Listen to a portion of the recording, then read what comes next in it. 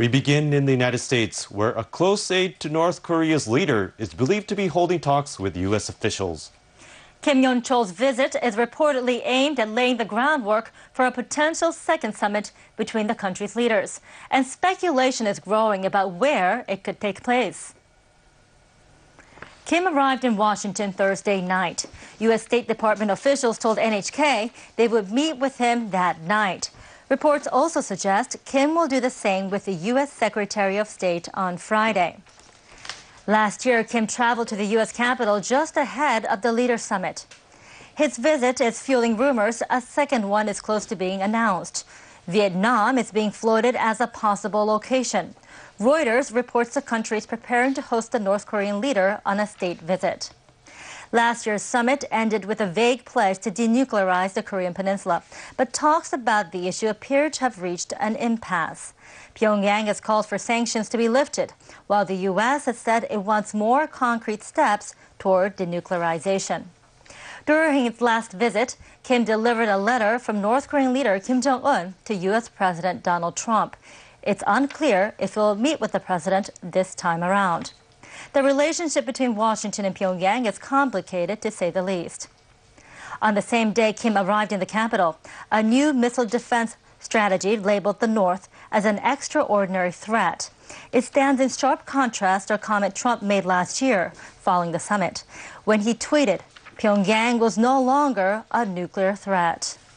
A former North Korean general and close aide to President Kim Jong-un has arrived in the United States as diplomatic efforts continue to arrange a second US-North Korea summit. South Korean reports suggest Kim Yong-chol is carrying a letter from the North Korean leader to Mr. Trump.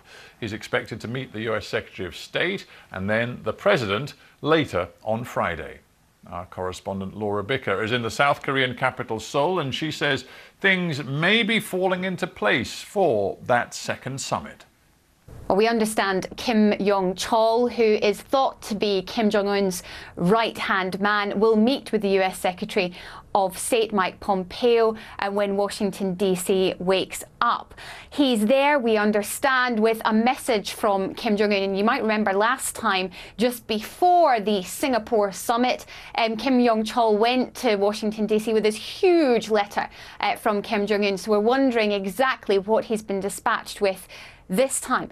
But certainly sending a messenger of the calibre of Kim Yong-chol would suggest that North Korea is serious about a second summit. We also understand that talks are taking place in Sweden between North Korea and the United States. It may well be that all of these meetings are to try to lay the groundwork for a second summit. And when it comes to the details of a proposed second summit, we're hearing from our Reuters colleagues in Vietnam that Kim Jong-un is planning a state visit there. Now, that may give us a clue as to the location of a second summit. As to the details of what the two leaders may talk about, well, certainly when it comes to North Korea, they've been demanding sanctions relief or some kind of concessions from the United States. The United States, on the other hand, says, look, we're not going to do anything until North Korea shows concrete signs of giving up its nuclear weapons. It may well be that both sides have decided to take a step towards one another.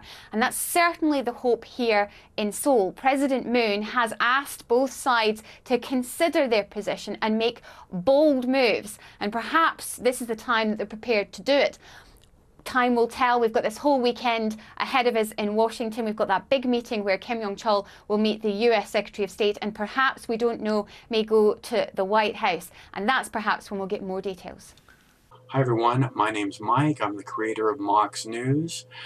And for the last 15 years, I have been telling you that as long as I have the support of the community that I serve, Mox News will post videos forever. And that's the truth. As long as I have your support, no one could ever make me stop.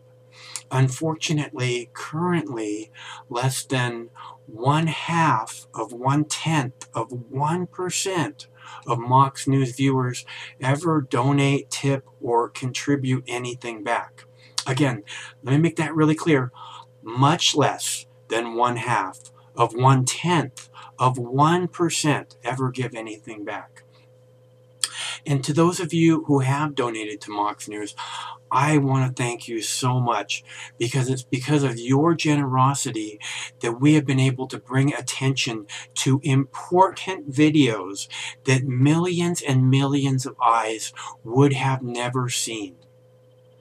And I think that that's an amazing thing that we've been able to make happen together. And I can't thank you enough for helping me make that happen. So it's not too late. If you'd like to see Mox News covering the 2020 presidential election, if you can't imagine the 2020 presidential election without Mox News, please, there's still time. You can make a difference. It's easy to make a contribution, donation, or tip. You can go to moxnews.com, or in the text body of this video, there are clickable links to the Patreon page or to the PayPal page. And again, it should take less than 2 minutes to make a donation, and your donation can make a big difference. So I thank you all. Stay cool. One of these days this war is going to end, and it would be awesome if Mox News could be there to celebrate that day with you.